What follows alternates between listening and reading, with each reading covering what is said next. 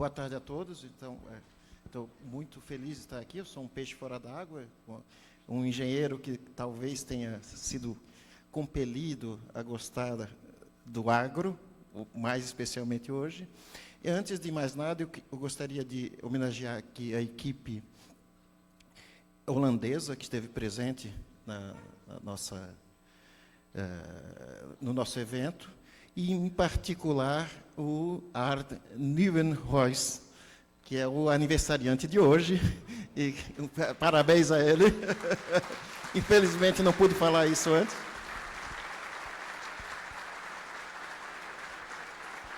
Congratulations.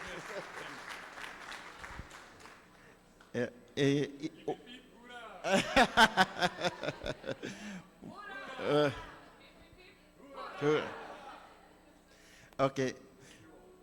E, por um acaso, ele também é o primeiro palestrante de hoje.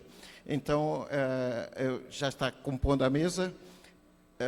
O Art Nieuwenhuizen, eu devo dizer que, para mim, o chinês mandarim era a língua mais difícil que eu já tinha enfrentado, mas o holandês está me batendo perto, né?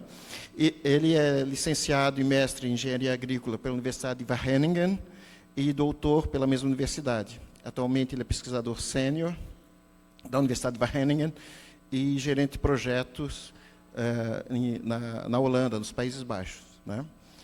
Eu chamo também para compor a mesa o meu colega, o professor Antônio Carlos Valdiero, que é um agricultor que virou engenheiro, é o contrário do meu percurso. Ele é engenheiro mecânico, mestre e doutor em engenharia mecânica, e atualmente é professor adjunto da Universidade Federal de Santa Catarina, da mesma universidade que eu, e é meu companheiro também no programa de pós-graduação em engenharia mecânica. Então, inicialmente, eu vou passar a palavra, então, para o Art, de forma a ele fazer a sua apresentação. Na sequência, eu vou fazer uns pequenos comentários. Eu fui meio provocado, eu tive uma epifania hoje, vou provocar um pouco de vocês. E, por último, o professor Valdiero vai fazer a última parte da apresentação. Então, Art, please.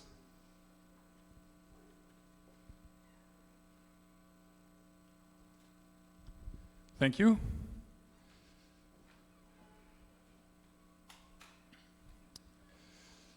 Hey, welcome everybody. So, yeah, it's nice to be here on my birthday. Yeah. I'm going to talk about robotics and what it means for agriculture. This is what I like most. Like what I'm doing here today is explaining about what robotics can do. Like I was already explained, I did my studies in Wageningen. I studied agricultural engineering, so I have a background in engineering and in farming. I did my PhD in Wageningen. These days I work more with mobile field robots. But this is the example of what I did during my PhD. We did really some field work. Those days we did not have any, we didn't have any mobile telephones to take pictures, but we just went into the field taking a camera out there. And in the end, it resulted in a mechatronic system, a real-time system to detect weeds and to control volunteer potato wheat plants in a field by having a machine behind a tractor. So that's where it all started. So my main message for today in this presentation is that we definitely need feedback systems in robotics and machinery to provide feed forward to what we're going to do next. So we first need to learn from what our robots and machines are doing so that we can learn what to do next in the next operation. We need quality control and performance measurements on our systems, on our robots. And if we go to full autonomy, so that's unsupervised autonomy, where we do not need to look at machines anymore, that is almost nearby. So that's what I will present. But first, why do we need robotics in farming?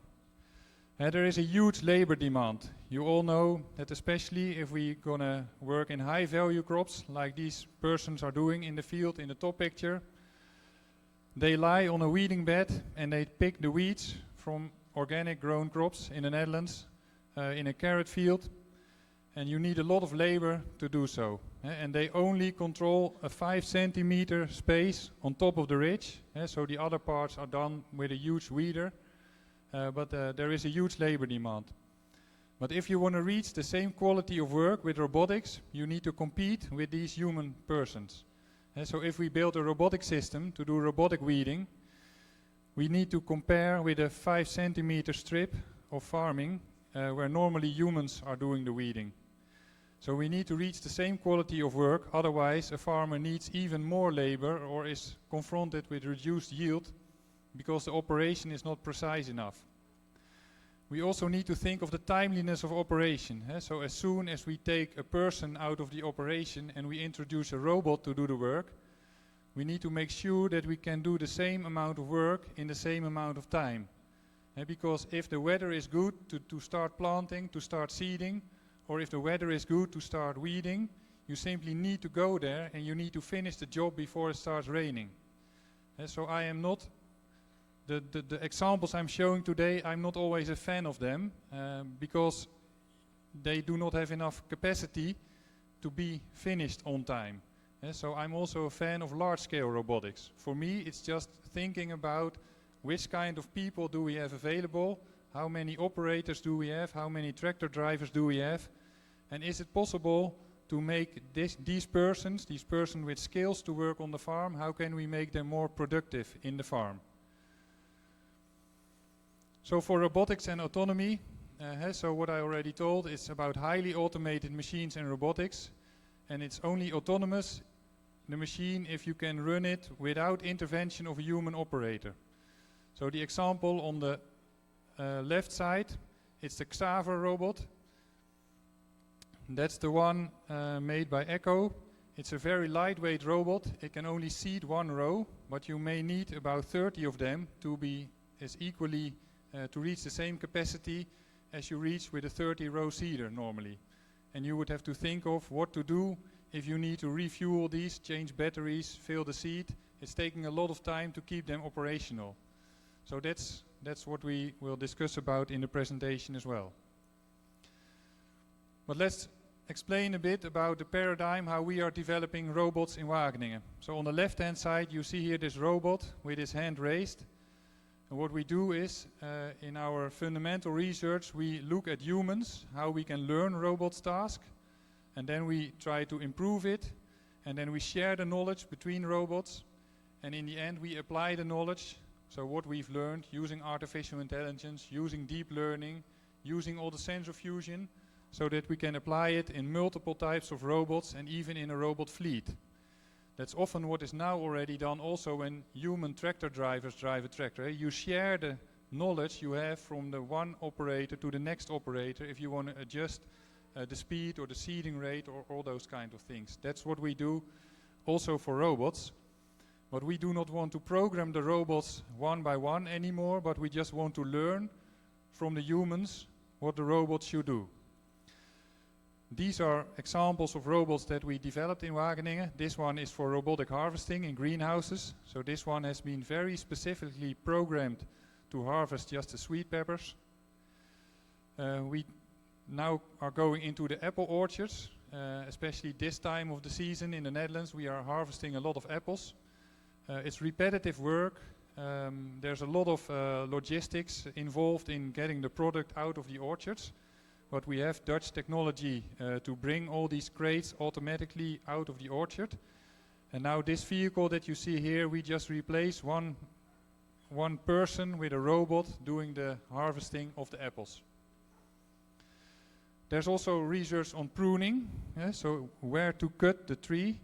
That's way more difficult than picking apples, because now you also need to train the robot which branches to cut. And there's a whole theory behind it to keep the trees productive. You cannot just cut them all. Of course, it's a trade-off. So we also look at farmers, how they grow the orchards, and we are changing the way of how we can change farming system to just having straight lines of an orchard, but you still want to have a productive orchard as well. When we look to the mobile field robots, it's not all about just driving autonomously. It's about also having the automated implements. It's about knowing what the task is that you need to perform. And because we see more and more platforms now emerging, this is a weeding robot from France on the picture. If we look at the robotic vehicles, I see multiple trends. On the one hand side, we have the retrofit tractors. That's tractors that we add additional electronics kits on there such that they can move autonomously through the field. And we have the trend of autonomous robot platforms. That is where we take off the complete cab and you can only use them in a robotic mode as an autonomous vehicle. What we see for this second item, for the autonomous robot platforms, is that they have a much tighter integration with the implement. Because if you are not there as an operator anymore, you need to think carefully what the implement is going to do out there. But there's more logistics involved. If you don't have a tractor cab on the robot, you cannot drive it on the road to bring it to the field and to bring it to the farm. So especially these autonomous robot platforms without a cab, you need to think carefully, does it fit to my farming system and how will I integrate it into the way I farm? These retrofit tractors, the nice part of it is that you have a proven mechanic and hydraulic and electric system of which you know that you can use it for a specific task because it has been designed to be used with an operator. I have some examples of these retrofit kit examples that are on the market already. This one is from Blue White Robotics. They develop kits to be used in orchards and vineyards. But there is still a challenge with these retrofit tractors, especially if you want to switch them from human to autonomous operation, and will all the electronics be accepted, especially for homologation, if you want to use your tractor also on the public road. It's officially not allowed to have any GPS steered system to have it turned on the road, although I know for sure that there will be many of you here in the audience that have your auto steer system switched on and still drive on the public road towards the farm. Officially that's not allowed, because if you would tick the button, it would simply start driving on the AB line, and then you have a problem. This is an example from the US. It's from Sabanto. They also create autonomous retrofit kits, but they do it fully through the ISOBUS system. So you might know that on tractors we have ISOBUS to control also implements.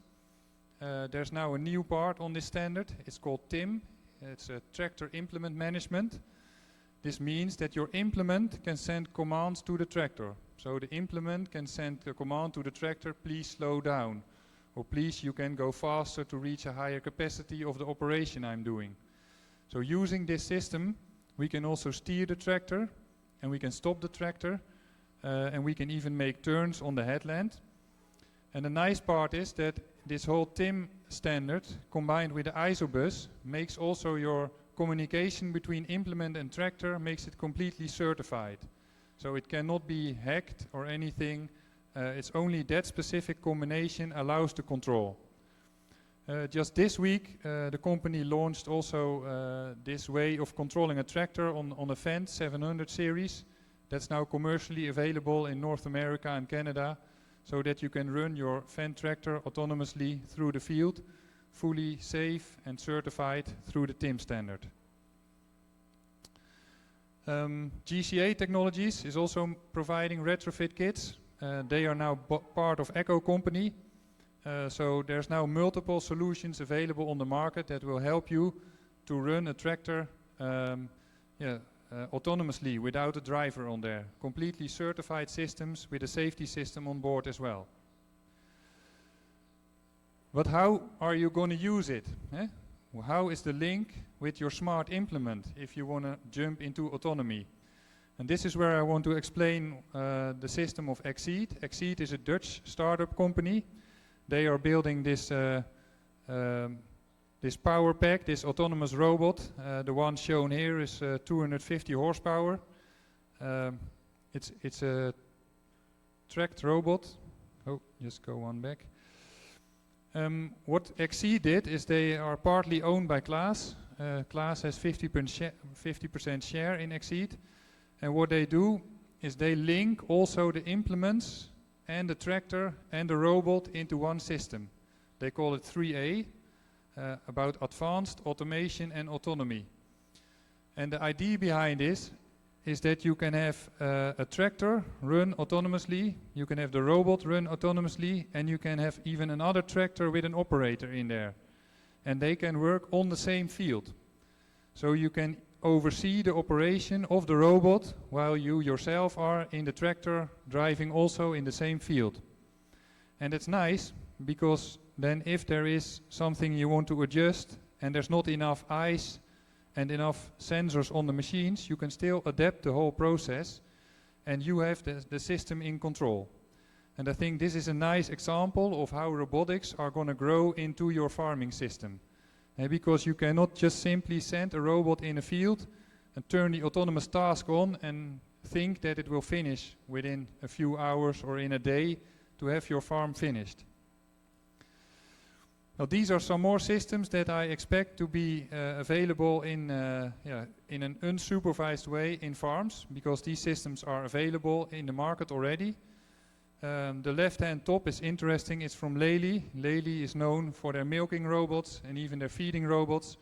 They are now putting into the market this fresh grass harvesting robot, so that we can bring on a daily basis, even multiple times per day, we can bring fresh grass autonomously into the dairy barn where it's being fed to the cows. And it's nice because they succeeded in combining indoor robotics with outdoor robotics. And that's quite a challenge, because we are normally only used to having RTK or good GNSS reception outdoors, and then these systems go. But what is now more and more becoming important is that you can also navigate if these systems are stopped. Because we know that you can have a GNSS outage and you want to still continue navigating outdoors and indoors. So that's going to happen in the coming years. So how are we going to automate these complex systems without an operator? It's quite a challenge. We take away the operator and we still want the systems to continue autonomously. So we need to learn from the human operator, from the tractor driver, what actually the actions are that they are doing. So which buttons are they pressing and how well is the implement automated. And especially, what are they doing when the system stops? So when there is an issue, how do they take action to get the machine running again? Do they call somebody else for help? Or can they just lift and lower the machine? Or do they refill? And where do they refill? If an autonomous robot has an empty fuel tank or has an empty grain tank, where do you want the robot to stop? In the middle of the field? Or do you want it to be smart and stop on the headland before it starts on the next lane? I rather have my robot stop on the headland. So that's what we need to learn, and that's also how we should implement it into the robots.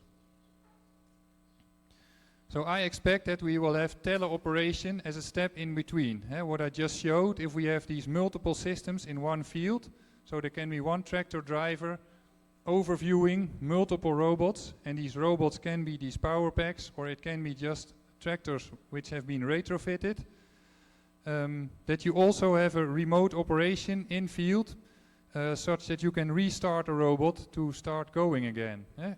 Or that you can at least send them to the headland and do the refill over there. And there's quite some lessons to be learned from the mining industry in here. Mining is also challenging.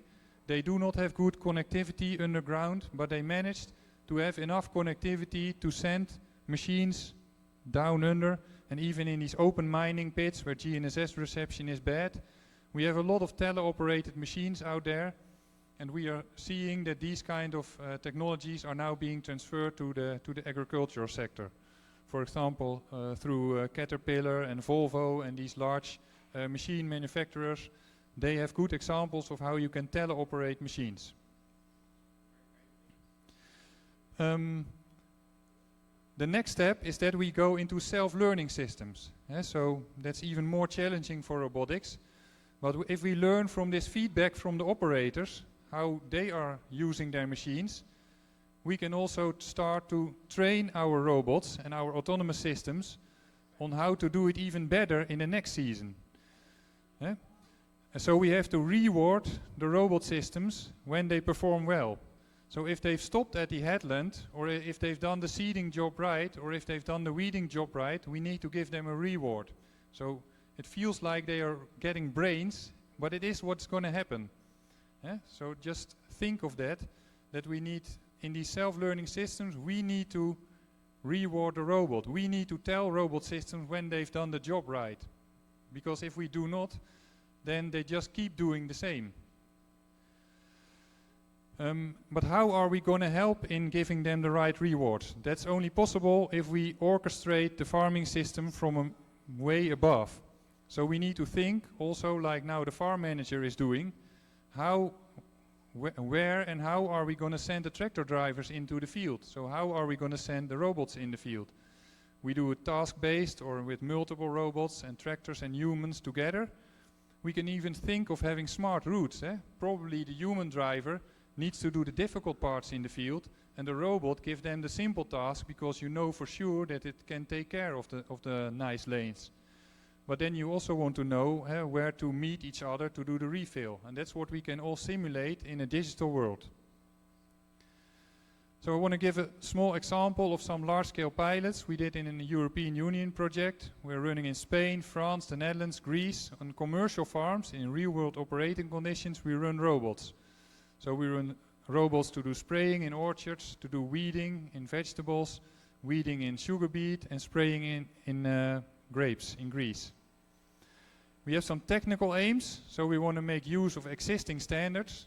And one of the most important existing standards is actually the 3-point hitch, because that's the only part that has been standardized well in agriculture. And all the other parts, it's been custom made, because even Isobus, it seems like a standard, but it's only the plug at the rear end of the tractor which is a true standard. Because we all know that we as manufacturers, we have several types of implementations of how we send the data on the bus. But what's important in these pilot projects is that we are also aiming for the non-technical challenges. So how do we get the workers and the robots in a way that we are educated to work with robots? Do we know what's happening if we put an autonomous system in the field? What about the ethics? Is it okay that we ask a higher education level of a tractor driver because he also needs to use a robot? And do we have the insurance and the financing available? If you want to buy a tractor with a retrofit kit on there and you save on labor, will the banks understand that it's a viable option to do so? Or are they already complaining about the value of the tractor, the depreciation of the tractor, if it will be the same? So we need to think of the suitable business models. So this is what we do. We work in these pilots on technical challenges on the one side and on non-technical challenges on the other side. Because we see in all robotics projects that if we just push them from technology, it will not be accepted. And why not? Because farmers, they need to trust the technology. So we need to help them trust robotics. We need to help them trust autonomy. So that's why we organize sessions where we already involve the farmers in how they want to use robots. Because they often have some kind of vision in their farming system, how they want to do all the work. And they also sometimes need to accept that if you put a robot, if you put an autonomous tractor out there, that you cannot just call your operator, your tractor driver, and tell him to stop the work. Because the robot, the goal of the robot was to finish the task. So you need to think of how to put these pieces into work, how to put them in practice. So and how can we help farmers to do so? So we help farmers and students in this adaptation process. So in this EU project, we even worked with students and even using the farming simulator game to introduce robotics in there and even the precision agriculture concepts through gamification. So at the University of Hohenheim in Germany, they made a package for soil sampling and even for variable rate application. Together with John Deere, they had a project in Germany. And this plug-in for Farming Simulator is now available so that we can use it in education. And I think it's also a really nice challenge, and probably that's also nice for the persons that were just speaking before me about the education level of children, how we can improve that. I think they also need different skills than just language and mathematics. We need to learn them how to use phones and connectivity and robots and how we can implement that in agriculture. And I think these kind of gamifications are nice to teach children that agronomy and agriculture is also a nice job opportunity, to start working with these robots and autonomous systems. So I want to share in my final 2 slides a little bit about what might look a bit far away for you. I've talked a little bit about it yesterday in the mini course. But what's the newest part in robotics these days is using even ChatGPT and local language models, is that we can just talk to our robots and we can just speak to our farming orchestration system on what we need to be done. And that's now possible. So I have a very intelligent colleague at home. I would call him a nerd, but he's not here, so that's I can say it here. And he's very good at combining newest technology. So what he made, he has a speech recognition module, so he can just talk to his computer and ask ChatGPT to plan the best route through the orchard. And ChatGPT has the map of the orchard, and it's just providing the route. Take lane 1, 2, 3, 4, 5. And then if you tell them, but please skip row 2 and 3 because it's wet over there, then ChatGPT returns the route just along lane 1 and 5. And the complete route is sent through Isobus and the robot operating system towards the robot. And we've shown in practice that we can use the complete system like this. And I think these kind of technologies will make it much more easier to have robotics adapted and accepted by farmers in the end. Because they do not want to have a lot of systems where they need to sit behind a website to do all kinds of things, because they are used to just talk with the people that normally drive the tractors. And it's nice if we can do that to our robots as well. So I hope that in the future, robotics and autonomy solutions, that we will see them merge together, so that we streamline our farming system with the robotic systems. And don't forget to give rewards to your robot systems like you do with your workers, because the robots, they will need them. Thank you.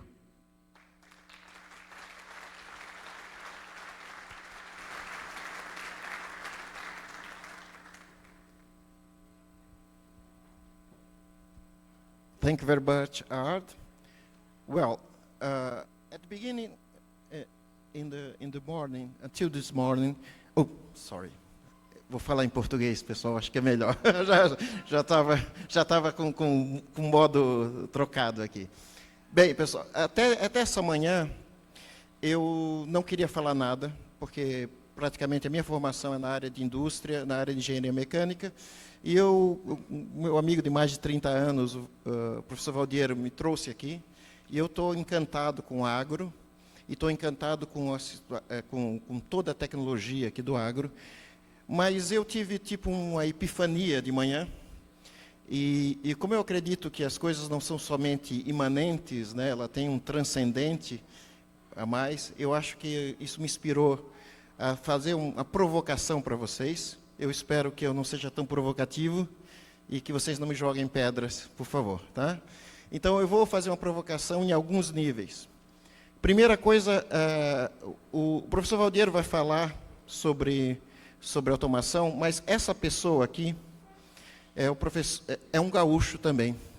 O professor Caspar Erich Stemmer, alemão é um pouquinho mais fácil de pronunciar do que holandês, e ele é de Novo Hamburgo e era professor aqui da URGS. E por umas questões de perseguição metodológica, política, ele era um grande inovador. E o sistema rejeita os inovadores e as pessoas que transcendem e que provocam as coisas.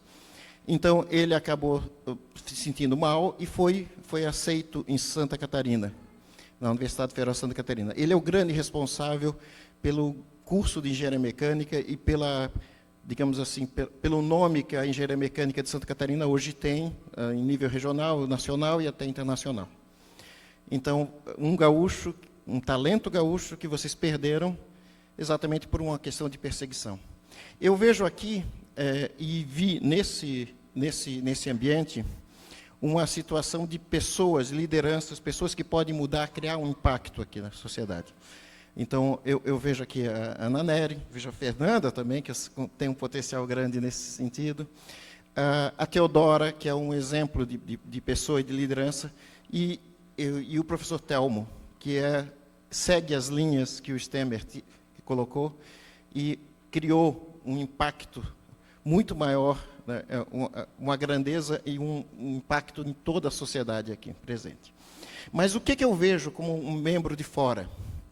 A primeira questão é a seguinte: eu vejo que a parte técnica ela é importante, mas eu vejo que o agro tem que estar consciente de uma parte social e política que ele não está muito consciente. Existe uma corrente filosófica antiga chamada nominalismo, que dizia que as coisas valem pelo que elas são escritas, porém não precisam ter foco na realidade. E eu tenho muito medo, porque o nominalismo está em voga ultimamente aqui no mundo, e que alguns termos que vocês usam aqui, vocês não estão cientes de como essas definições vão ser colocadas. Eu vejo aqui, por exemplo, sustentabilidade. O que se coloca aqui é consenso geral, porque vocês estão baseados na realidade. Porém, o que vai ser colocado numa lei, talvez seja uma sustentabilidade que vai acabar com vocês.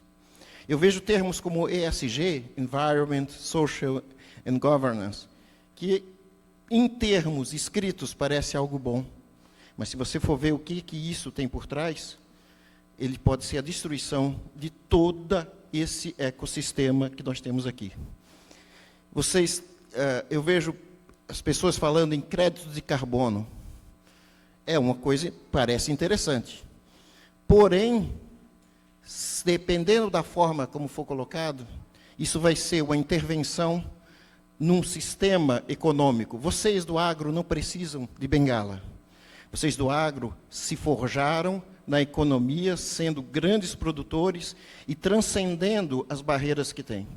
Agora, imaginem que o seu preço não é dado pela realidade econômica, mas vai ter uma camada em cima dele que vai ser um preço de um pseudo-crédito de carbono. Tá? Hoje de manhã, o Cristiano Bus, ele fez uma palestra e falou sobre ransomware. Ransomware é o resgate de recursos através de hackeamentos. Agora, imagina que você tenha créditos de carbono e você tenha um CBDC, Central Bank Digital System, um real digital. O que vai acontecer com vocês? Talvez o ransomware não seja feito por um hacker, seja feito pelo seu próprio governo. Outra vez seja feito por um governo externo. E vocês, por gostarem da palavra, a palavra é boa em si, vocês concordam com os termos. E quando vocês se verem, vocês estão presos a esse sistema. Talvez as questões, hoje, os termos que são colocados, eles estão sendo colocados por si só. Vocês têm base na realidade, mas lutem para que aquilo que seja colocado seja a base da realidade. Termos como democracia, vocês pensam numa coisa boa, mas talvez o outro lado esteja pensando na República Democrática da Coreia do Norte. Então, essa questão é o que eu estou vendo aqui. Muitos termos vagos e isso me assusta. Né? A outra questão, então aproveitem o peso político que vocês têm, aproveitem a influência. Vocês têm de lutar por si só.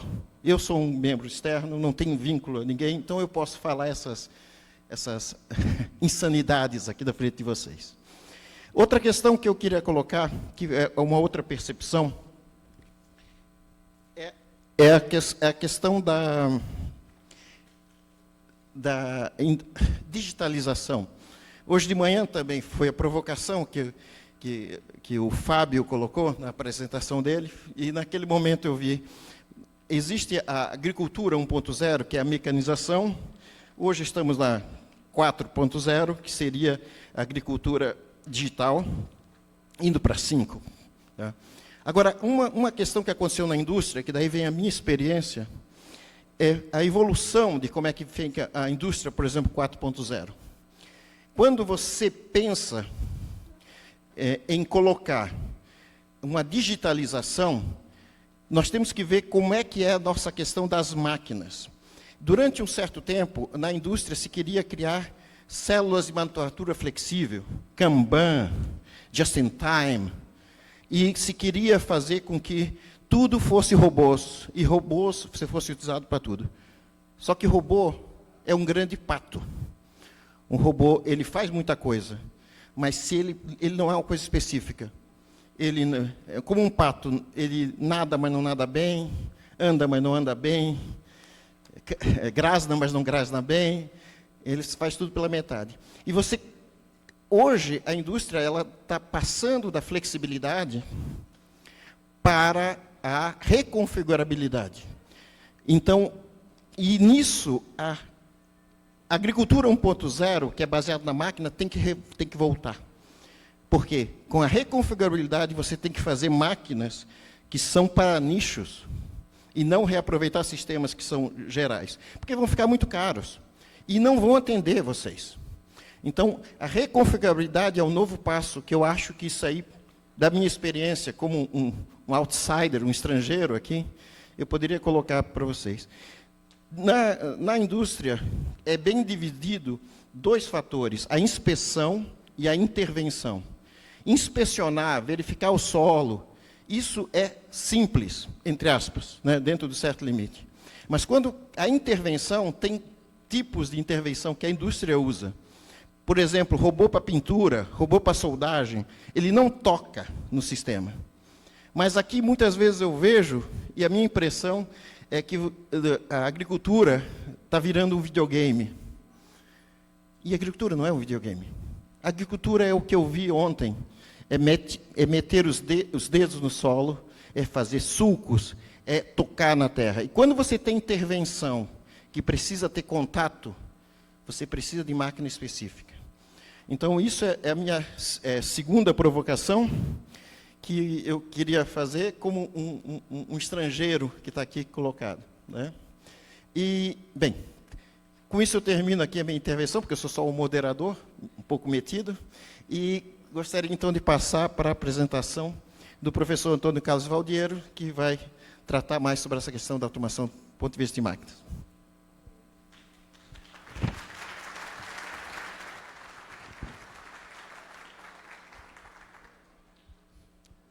Boa tarde a todos, boa tarde a esse querido povo gaúcho, que eu matei saudade agora. Obrigado, professor Telmo, Teodora, pelo convite para vir participar desse evento, né?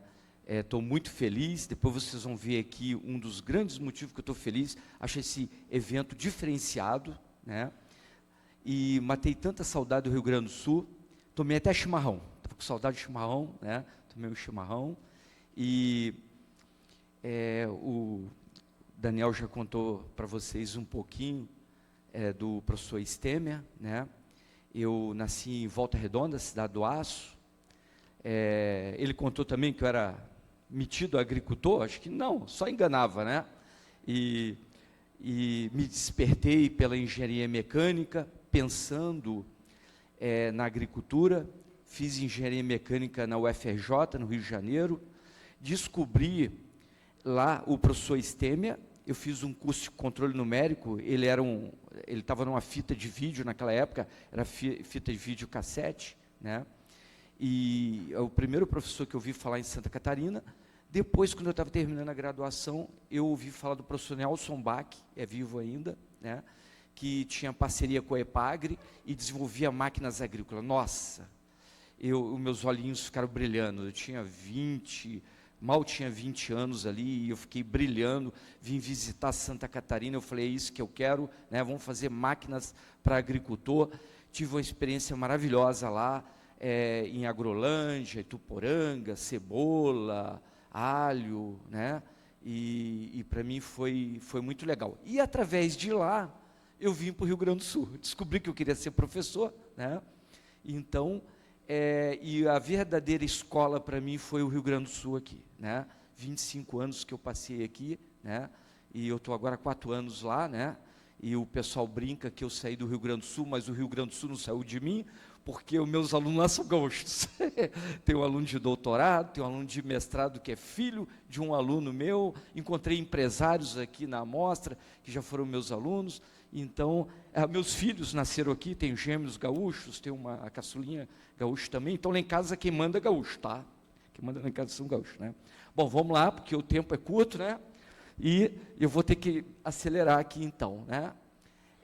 Então, olha só, gente, eu estava conversando com uma agricultora agora, que ela conhece a família do primeiro agricultor que eu tive contato em 94, o seu Sandri Sarandi, Palmeiras ali, né? E para mim foi uma experiência maravilhosa, um grande inventor, não fez engenharia, inventou máquinas, e eu conheci ele porque os vizinhos queriam que ele construísse adaptações, e ele não queria construir, queria que a gente fizesse contato com ele com a indústria de Panambi, né, onde eu passei 25 anos, né?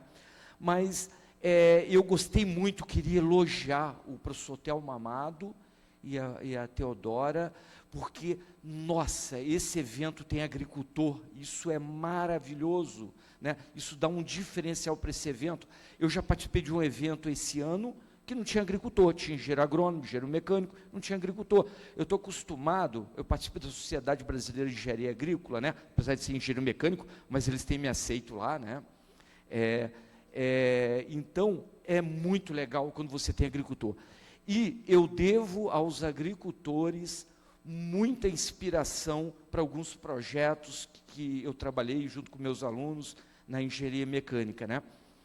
E eu queria colocar essa foto aqui para mostrar para vocês que é do Rio Grande, são coisas que eu trabalhei, 2 extremos bem grandes, região de 3 Passos, né? Tem até algumas cidades ali que tem nome de plantas, né?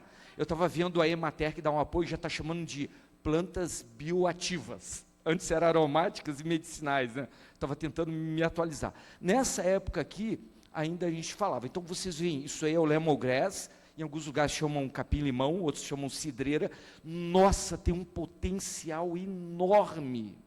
Tem princípios aqui maravilhosos para a medicina. Custa uma fortuna o litro desse óleo essencial, é uma fortuna. Esses agricultores se uniram, eles montaram uma cooperativa, pode ser que tenha alguém aqui de 3 Passos, que não deixa eu mentir, tá? Né?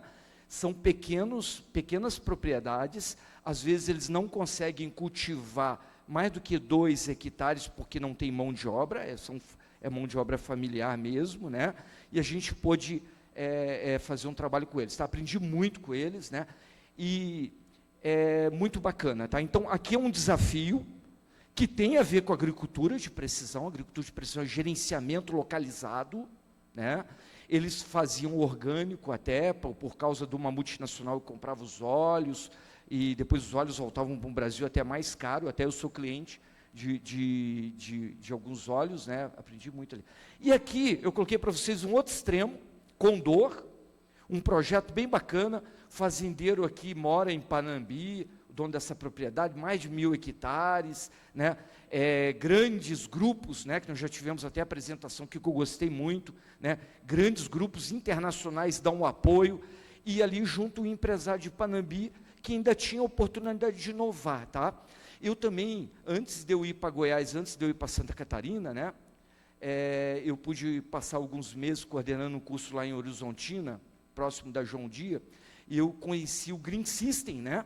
Que a John Deere abre para outras empresas da área da indústria produzirem alguns produtos, e eles certificam, e eles põem depois nas agências, sabe, né? Então, existe aqui uma cadeia produtiva maravilhosa, o nosso país é maravilhoso em termos agrícolas, e eu tive a oportunidade também de conhecer quase todo o Brasil aí, através de, sou consultor do MEC também, Ministério da Ciência e Tecnologia, então, assim, eu vejo um potencial enorme, sabe, né? E com essa empresa aqui, a gente trabalhou com modelagem computacional, simulação, dando apoio na universidade, né? Então, e entre aquela pequena propriedade e essa grande propriedade aqui, eu vejo uma variedade. Eu poderia falar da maçã, eu poderia falar da uva, eu poderia falar de um monte de coisa que a gente tem aqui no Rio Grande do Sul, né? Da parte leiteira, que era tradição no Rio Grande do Sul, né? Então, eu vejo um grande potencial, e aí Eu vou depois comentar para vocês uma novidade, até que foi até o professor Daniel Martins que me motivou lá em Santa Catarina. Lá eu entrei numa vaga de controle numérico, né? Tem a ver com automação, com robótica, né? E já caí, já voltei para máquinas agrícolas agora lá, né?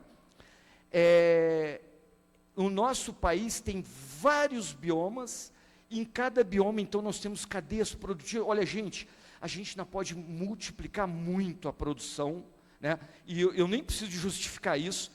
Nós tivemos desses 2 dias aqui, uma aprendizagem enorme do potencial que nós temos aqui no país, né? Ué, será que eu apertei errado aqui? Não quer funcionar? Será que está com mau contato lá? Alguém pode passar para mim? A próxima. Opa! Acho que acabou meu tempo. Ó.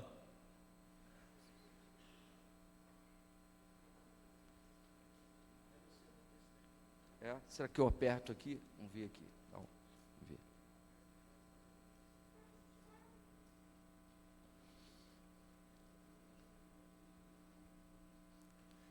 Bom, eu vou aproveitar, enquanto vai passando aí, eu vou aproveitar o tempo, né?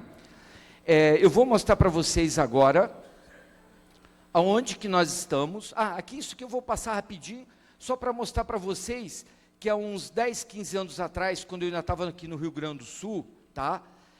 Já se tinha satélite, já se tinha GPS nas máquinas, já se tinham softwares, mas eu tinha um grande problema nas máquinas, eu precisava melhorar as máquinas. E eu fiquei muito contente com tudo que eu vi nesses 2 dias, que a gente está sempre vendo, as empresas estão muito rápidas, né? Muita coisa bacana que foi feita, tá? Né? Mas aqui, isso daqui, a gente pode... E travou de novo. Se alguém quiser ir passando aí, pode passar. Então, meu objetivo aqui, rapidamente, é mostrar difundir algumas oportunidades, socializar alguns resultados, principalmente desse tempo que eu passei aqui no Rio Grande do Sul. Eu estou lá agora há 4 anos em Santa Catarina, aí já estou lá tentando envolver na pesquisa do moranguinho, já descobri alguns agricultores lá que estão carentes de um apoio nessa área, né? E, então, essa que é o meu objetivo. E sensibilizar dessa necessidade que a gente tem de ir aprimorando as máquinas. Mas isso acho que já está bem claro, a gente não é mais como antigamente, né? Que a gente estava acostumado com aquele trator que ficava vibrando assim, depois você saía do trator, né? Vocês devem conhecer, tem algumas relíquias aí, né? Então, hoje, avançou muito e já tem essa consciência, né? Pode passar o próximo para mim, se conseguir? Aqui não estou conseguindo. Isso. Então, aqui um pouquinho do roteiro, eu comentei um pouquinho da minha história, né? Aqui, eu quero evitar de ser redundante tudo que foi falado, vou tentar agregar um pouquinho agora com a minha experiência, e a minha escola foi aqui no Rio Grande do Sul, tá? Onde que nós estamos hoje, lá em Santa Catarina, como é que nós estamos de porta abertas para contribuir para o agro do Rio Grande do Sul, de Santa Catarina, do Paraná, do Brasil todo aí, né? Tá? Aprendi muito aqui com os colegas, os pesquisadores da Universidade Holandesa. Na universidade, a cada 7 anos, a gente busca ir para o exterior se atualizar, né? Eu, daqui 3 anos no máximo, eu tenho que ir para uma universidade fora para me atualizar. Estava de olho nas universidades americanas, agora já estou tentado a dar uma pesquisada nos laboratórios na Holanda, sabe? Olha, fiquei me apaixonado, né? Tá? Lá tem tudo que eu quero para brincar, né? Para me divertir, né? Então, foi muito legal, tá? Vou mostrar um pouquinho o que nós temos de dinheiro. Nós temos muito dinheiro no país para inovar. Só temos os caminhos, e eu não quero entrar nessa questão política, eu não sou muito bom nisso, tá? Eu deixo para os meus colegas aí, né? Mas, e também, uma visão que nós temos de automação e de robótica, que tem dado certo, tá? Uma visão bem simples. Vocês podem olhar para qualquer máquina, vocês vão enxergar esses elementos na automação e na robótica, tá? Eu acho que eu vou precisar de alguém para passar para mim, porque isso. Então, aqui tem uma visão aonde que eu estou hoje, tá? Acho que foi legal.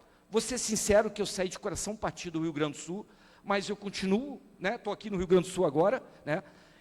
Acho que vou poder contribuir melhor lá, né? Então, Só para vocês terem uma ideia, na criação, Daniel já comentou um pouquinho do Stemer, né, que foi um gaúcho que foi para lá, que é o nosso pai lá na engenharia mecânica, né, mas em 62 foi colocado um desafio para o reitor da Universidade Federal de Santa Catarina, tá, mais ou menos 60 anos, né, que tinha que ser muito boa, que um pai mandaria o seu filho lá de Manaus para fazer engenharia mecânica em Floripa, né, tá? Então, a gente tem isso aí, a gente tem isso em números. Hoje nós temos 61 professores permanentes, nunca trabalhei com tanto professor, só de engenharia mecânica competente, né? Temos pesquisadores, alunos de graduação, 27 laboratórios, 400 pesquisadores, porque tem aqueles que não são alunos, não são professores, são contratados pelos projetos de pesquisa e desenvolvimento, né? Então, aqui tem uma visão, saem empresas lá de dentro também, sai patentes, sai publicações, né? O Daniel comentou, ele teve agora na China, tem bastante, também, Federal de Santa Catarina tem bastante intercâmbio no exterior, isso é muito bom para nós, tá? Por favor, próximo, que eu não estou conseguindo aí, isso, opa, peraí, deixa eu voltar, isso aí mesmo, tá? Gente, não sei se vocês ouviram falar, se não, pega esse nome e pesquisa. Foi criado no país e deu certo as chamadas Unidades de Inovação Embrapi. É uma união do Ministério da Educação com o Ministério de Ciência e Tecnologia, é dinheiro na veia da empresa para inovar, tá? Em termos gerais, eu posso dizer que para cada real da empresa investindo na inovação, o governo põe mais R$1, a universidade põe mais R$1, tá? Então, mais ou menos funciona assim, tá? Nós temos dois grandes Embrapis lá em Santa Catarina, por exemplo, a Fundação CERT, foi nela que foram desenvolvidos vários equipamentos no país. Por exemplo, a Una Eletrônica não era eles que desenvolveram, mas a empresa que desenvolveu lá dentro da Fundação CERT, né? Então tem o Polo, né, que tem uma parceria muito grande com a antiga Embrapa, que virou agora a Nidec, né, que a indústria, essa área de refrigeração no país é top, aqui no sul do país, né? Então, muito desenvolvimento feito lá em Santa Catarina, né? E, recentemente, uma notícia boa para nós. Olha como é que está dando tudo certo para mim. Está dando tudo certo para mim. Eu chego lá em dezembro de 2019, tomo posse, venho de Goiás, de Catalão, que eu fiquei 3 meses, né? E aí participo da criação do Embrapi de máquinas e equipamentos para mobilidade, onde tem máquinas e equipamentos agrícolas dentro, né? E é bem rápido, e uma unidade para produzir produtos. Não sei se o pessoal aqui está acostumado com o termo nível de amadurecimento, de maturidade da tecnologia, para trabalhar com TRL7, produto no mercado, né? Inovação, né? Então, a gente cria esse Embrapi. Esse Embrapi tem o primeiro ano de 2000, ele é criado no final de 2021, 2022, me ajuda, Daniel, 98% das metas cumpridas, 2022, 2023, esgotamos todos os recursos, já temos recursos complementares, né? Tem uma empresa que eu acho que eu posso citar ela aqui, porque é uma empresa muito parceira nossa, a Randon está dentro desses Embrapis, né? Desenvolvendo equipamento, né? Tem o apoio do Sebrae, vou mostrar agora, viu o colega ali com a camisa do Sebrae, por favor, próximo, foi aqui, desculpa, agora está funcionando. Então, esse Embrapi Move, aqui tem mais ou menos, o meu tempo está muito curto, né? Meu tempo está muito curto, eu queria mostrar outras coisas, né? Mas vocês vão ter disponível, acho que as gravações aqui do evento, né? Mas aqui vocês têm uma ideia de como é que funciona o desenvolvimento de equipamentos, pode ser para desenvolver o processo de fabricação da empresa também. E o legal é que, por exemplo, geralmente para você fazer uma inovação, não é barato inovar, fazer um produto, porque ele não pode falhar quando cai no cliente, senão queima o filme da empresa, né? Então você tem que dar confiabilidade, você tem que atender às NRs de segurança do trabalho, etc. Então, para as pequenas, micro e pequenas empresas, era difícil ter contrapartida. E aí nós temos agora apoio do Sebrae, né? Temos apoio do Sebrae, o Sebrae entra até com 90% da parcela da empresa, né? Então 10%, aí, poxa, tem que entrar com alguma coisa, né? Senão, né? Então, aqui eu queria divulgar para vocês, então, que lá em Santa Catarina nós estamos de portas abertas, né, Daniel? Estamos de portas abertas para recebê-los. Tem o meu contato no final. a gente pode fazer prospecção com vocês, a gente pode ouvir vocês, acho isso muito bacana, tá? A gente conversou com vários empresários aqui, mas não dá tempo de conversar com todo mundo, né?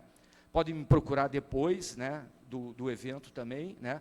E aqui, pessoal, é o sonho, o meu sonho, tá? Eu vi o professor Nelson Bach, né, que, poxa, foi quem me atraiu para Santa Catarina, apaixonado pelo agronegócio. Fizemos muitos protótipos, né? Mas às vezes não deixava de ser um protótipo de sucesso, um paper, uma patente, não virava uma empresa, né? Então, eu tenho provocado meus alunos que nós queremos pegar os desafios do agricultor, os desafios desde a pequena propriedade até a grande propriedade, né? Sabe, né? Aplicar agricultura de precisão, desenvolver equipamentos. A gente tem um termo bacana agora, chamado inovação frugal, tá? É inovação simples e barata, né? É isso que a gente precisa, né? E, então, a ideia desse hub, que foi criado lá no Sapiens Park, fica no norte da ilha, um lugar muito feio de Santa Catarina, sabe? Do lado de Canasvieiras, né? Sabe, né? Então, é muito inspirador até, né? Nós já temos, né, Daniel, uma sala lá, nós já temos um projeto tocando lá. A ideia é que seja um ambiente para a gente motivar os nossos alunos, que eu tenho até inveja para o Sotelmo aqui, né? O aluno se forma e continua vinculado, né? Então, motivar esses alunos a criarem uma empresa, uma startup, né? Tem muita demanda na área de plataforma digital no agro, né? Para máquinas, né? Então, esse daqui é um projeto, tivemos até esse ano o pessoal da China visitando, né, Daniel, na parceria. Ano passado eu acompanhei a visita da Randon lá também, né? Então aqui é um ambiente assim, já com tentando dar esse passo para o empreendedorismo, né? Que eu acho que ele já é mais comum na área de agronomia, né? Na engenharia mecânica, nem todos os alunos saem com esse perfil aí de empreender. Mas eu vou ser sério para vocês, se eu estivesse me formando hoje, eu acho que eu queria montar uma empresa, acho que eu queria ser um prestador de serviço, né? E o empreendedor também é um bom empregado, né? Então, isso é muito bom lá na formação dos nossos alunos, tá? Eu queria dizer para vocês que a gente trabalha com tudo, tá? A gente trabalha desde a graduação até o mestrado e doutorado. E aí, olhando a Ana falar ali, eu não ia falar isso hoje, não estava nos meus planos, mas eu tenho uma paixão pelas escolas públicas, privadas, de ensino fundamental, ensino secundário. Eu acho que é lá que nós temos que pescar os engenheiros de talento, né? E eu acho que vai ficar até mais legal, acho que eles vão gostar mais da escola, tá? Eu tenho aqui uma brincadeira de vivência, eu não sabia esse nome bonito, é vivência, é isso aí, esse é o termo, né? Que eu vou acabar mostrando aqui para vocês também, tá? Pessoal, mas vou focar agora e depois eu entro nesses detalhes, tá? Deixa eu dar uma olhada. Ih, o tempo está muito curto, né? Gente, primeira coisa, assim, ó, primeira coisa, nós só estamos aqui porque nós temos desafios na agricultura, concorda? Eu me tornei engenheiro mecânico com a minha paixão de contribuir para a agricultura, tá? Então, esse é o primeiro. Agora, segundo passo, por que automatizar? Por que robotizar, tá? Aí, gente, eu tenho até uns exemplos tristes, que a gente assim, não se conforma. Nós tivemos agora notícia muito triste de uma explosão lá na unidade de armazenagem no Paraná, concorda, não foi? Saiu todo o Brasil, e acontece outros aí. Eu vivi aqui no Rio Grande do Sul, secador é um perigo, né? Eu tenho grão, na própria lavoura, na própria colheita, né? Se estiver muito seco, é muito complicado. Então, a automação, gente, ajuda. Hoje, sensor é barato, né? Hoje está muito fácil, né? E a gente pode motivar essa juventude que está começando a estudar agora, a pensar nisso, né? Então, a automação, eu não vejo a automação como um problema, eu vejo ela como uma solução, primeiro, para a segurança, né? Imagina, lá na unidade de armazenagem, bom, eu tenho que falar um pouquinho de unidade de armazenagem, porque Panambi, né? Panambi é arranjo produtivo local pós-colheita, né? Então, tem que mostrar que eu aprendi alguma coisa, né? Então, vocês veem, depois de todo o trabalho na lavoura, eu tenho que garantir a qualidade do grão na armazenagem. Então, lá é fundamental a automação para monitorar a saúde do grão, não é assim que a gente fala? Saúde do grão. O grão está lá, está respirando, ele está lá. Se é semente, é um ser vivo, né? sabe? Então, desempenho aqui eu coloco produtividade, eu coloco consumo de insumos, que a gente quer minimizar, né? Minimizar os defensivos, a gente quer minimizar os fertilizantes químicos, né? Então, é o desempenho, né? Que, olha, eu estou aprendendo um pouquinho de agricultura, né? Ó, vê se eu aprendi direitinho.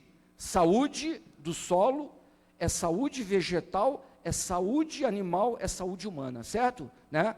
Então, a gente tem que maximizar o desempenho, né, disso aí. E flexibilidade. Flexibilidade tem tudo a ver com a agricultura de precisão, né? Eu achei super legal.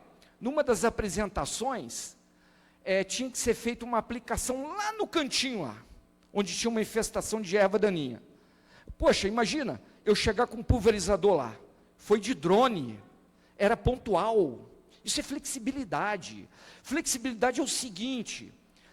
eu tomo a minha máquina, a minha automação, ela é inteligente, ela muda de acordo com a condição que eu tenho no ambiente, certo? E nós temos muitas variabilidades na agricultura, desde o solo. Então tem que ter flexibilidade, a máquina tem que ser inteligente, né? Eu gostei muito da apresentação da Jacto, eu já sou fã da Jacto, né? Então manda uma mensagem lá, o cara não abasteceu com fertilizante, né? Entendeu? Então... isso é muito importante, né? E aí nós vamos ter qualidade de vida no campo, né? Eu não vou poder deixar de contar, eu estou muito feliz, tá? Os meus filhos gêmeos são da área de computação, acabaram fazendo, eu vou até mostrar o trabalho de conclusão de um deles aqui. Eles têm uma quedinha pelo agro, mas estão lá ganhando dinheiro na área de TI, né? Foram morar num sítio, me visita final de semana, tem Wi-Fi, tem fibra ótica no sítio, não pega nem celular, né? É um cantinho lá de Santa Catarina, lá perto de Florianópolis, né? Puxa vida, tá vendo? Se a gente tiver qualidade no campo, eles vão. O campo é gostoso, eles têm que experimentar isso, né? Tem que experimentar um pouquinho o campo, né? Então, pessoal, o meu tempo já está acabando, eu vou focar no que é importante aqui, e eu sabia que uma palestra não ia dar para mim matar a saudade aqui de falar tudo que eu aprendi aqui no Rio Grande do Sul, tá? Mas essa aqui é uma visão que eu desafio vocês olharem para as máquinas, tá? Qualquer máquina, posso pegar um arado, eu enxergo ele aqui, tá? Então, qualquer máquina, qualquer automação, qualquer sistema mecatrônico, qualquer robô, eu posso dividir ele em mecanismo, acionamento, sistema e controle. Mecanismo, pessoal, é o que faz a tarefa, é o que abre a cova, é o que põe a semente, é o que vai produzir o bocal ali para dar o cone de pulverização, é o mecanismo que vai colocar o grão na plataforma, que vai cortar, que vai trilhar. Não tem jeito, não dá para ser digital, isso é mecânico, eu vou ter emprego, né? Certo? Né? Então, o mecanismo, se ele for bem projetado, e aí o Daniel falou um pouquinho disso aí, tá? Se ele for bem projetado, vai ficar mais fácil para o acionamento, vai ficar mais fácil para o acionamento, que pode ser elétrico, pode ser hidráulico, pneumático, e vai ficar mais fácil para mim controlar o acionamento usando hardware, um software, usando uma automação, um microcontrolador, usando um ECU, uma unidade de comando eletrônico, tudo vai ficar melhor, né? Se a gente já fizer um mecanismo mais adequado, tá? Então, a gente coloca o mecanismo aqui, o mecanismo precisa dos motores, as transmissões para poder funcionar, para dar os movimentos, e a gente tem aqui a parte, tá? Você pode colocar qualquer máquina aqui. Antes você tinha o quê? O mecanismo, um arado, puxado a gado, o acionamento era tração animal, né? Então você pode colocar qualquer nível de automação, qualquer nível de robótica aqui. E o que o agricultor precisa? Ele precisa daquilo que é viável, aquilo que ele tem disponível. Então, se eu pegar lá o pessoal das plantas aromáticas, das plantas bioativas, né, eu posso trabalhar um nível de automação, eu posso fazer agricultura de precisão, tá? Então, essa aqui é a ideia. Eu acho que o meu tempo acabou, deixa eu só dar uma passadinha rápida aqui. Então, o mecanismo, lá em Santa Catarina, eu me empolguei com o cultivo protegido de morango, tá? E qual que é a ideia? A ideia é a gente fazer um robô, a gente chama robô Gantt, um robô cartesiano, que ele mesmo monta. Tem que ser barato, tá? Então a gente trabalha com mecanismo de autoalinhamento. O que é isso? A gente coloca algumas folgas, alguns projetinhos que às vezes o agricultor faz na prática. Tem agricultor, eu vi maravilhas feitas pelos agricultores, né? Lá no seu quintal, lá na oficinazinha, né? Ele não sabe que chama mecanismo de autoalinhamento, e ele fez, porque funciona. Ele aprendeu na prática, né? Sabe? Só que aqui a gente tem teoria para otimizar isso, tá? Então aqui um pouquinho, ó, se ele montar essa guia errada, o robô funciona, ele passa, ele vence, vamos dizer assim, esses defeitos de montagem de fabricação. Eu não preciso ter uma fabricação perfeita, né? E aí não vai forçar o meu acionamento, tá? Então aqui a gente apresentou num congresso, aqui também uma ideia de pulverização. Meu início aqui eu trabalhei muito com estufa para plantio de mudas de árvore nativa, lá agora é morango, né? Mas eu vou passar aqui rapidinho, tá? Esse aqui é um trabalho de TCC do meu filho, né? Eu não preciso de ter uma visão computacional online, em tempo real, olhar e já enxergar. Algumas estufas eu posso escanear, processo à noite, o morango não vai trocar de lugar em um dia, né? Pode ser que eu vou ter um erro, vou ter uma perda, né? Então, tem umas coisas bem interessantes assim que dá para fazer, tá? Aqui é um trabalho que a gente vai participar de uma banca sexta, um aluno Daniel, já estou contagiando os colegas, né? É uma metodologia, uma tese de doutorado, na verdade uma proposta de doutorado, para projetar melhor garras. E o nosso desafio é o morango, porque eu tenho que projetar muito bem para não esmagar o morango, para tirar direitinho. Se você machucar o morango, ele cai de preço, tá? Ele cai muito de preço se você machucar ele, né? Então aqui só para comentar para vocês, usando ciência, muitas vezes a gente pega uma solução da prática do agricultor, a gente analisa e a gente consegue gerar outras ideias, né? E aí tem um trabalho muito bacana de patente, né? Muitas vezes eu já tenho um mecanismo que é patenteado do meu concorrente, poxa, eu posso fazer um outro mecanismo que faz a mesma coisa que não foi patenteado. Então aqui a gente faz síntese desse mecanismo. Eu acho que aqui na China, né, que tem os grupos mais fortes, né? Então eu vou passar rapidinho, ó. Isso aqui é até um material da China, é um livro da China, o pessoal mapeando, né?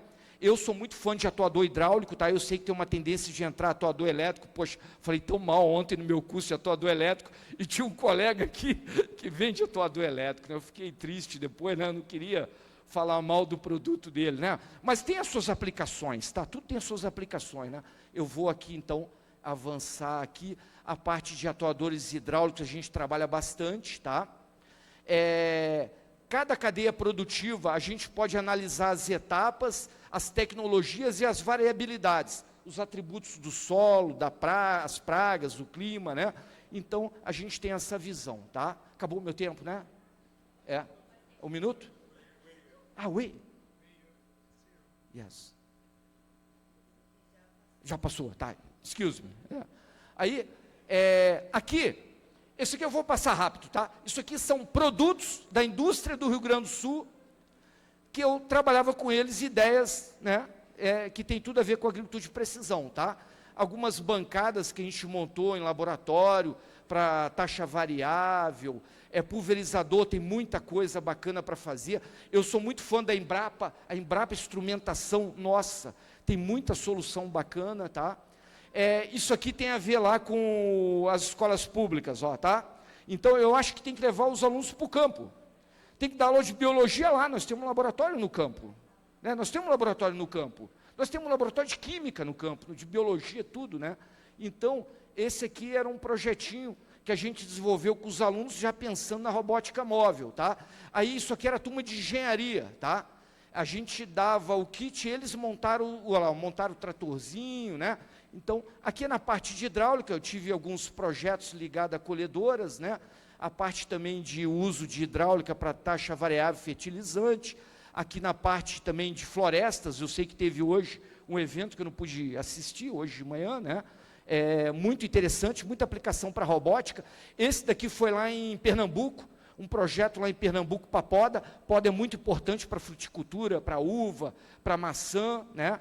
Então, esse aqui é meu doutorado foi definido aqui no Rio Grande do Sul, contribui nessa área de hidráulica. Isso aqui é alguns projetinhos com os alunos, um aluno que a gente vai ter de mestrado agora, de Panambi, que a gente vai trabalhar um robô para coletar amostra em caminhão, né?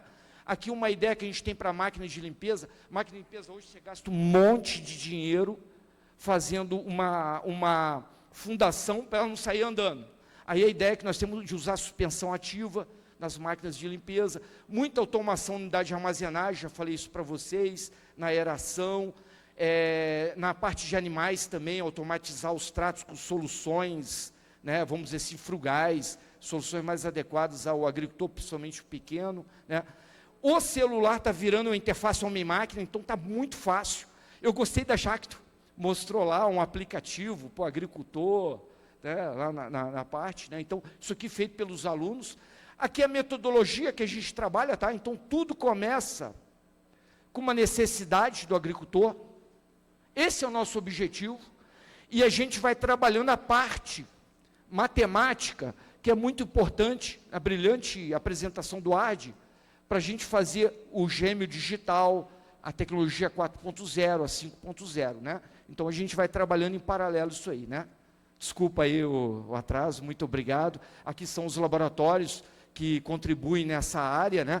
Eu queria dizer para vocês também que, motivado pelo colega, nós criamos uma disciplina de máquinas e equipamentos pelo agronegócio, foi oferecido no final do ano, foi um sucesso. A gente tem alunos de mestrado e doutorado da mecânica, na área de materiais, projeto. O que eu quero com essa disciplina? Mostrar para eles que eles podem contribuir com o agro. Em qualquer área da mecânica dá para contribuir, né?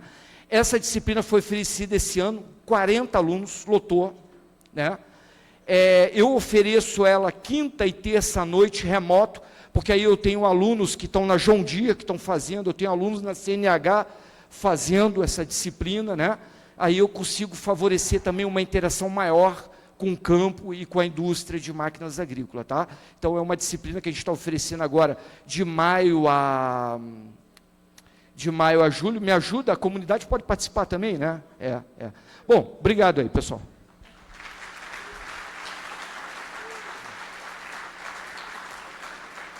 Bem, eu só agradeço, então, aos participantes e retomo a palavra aqui.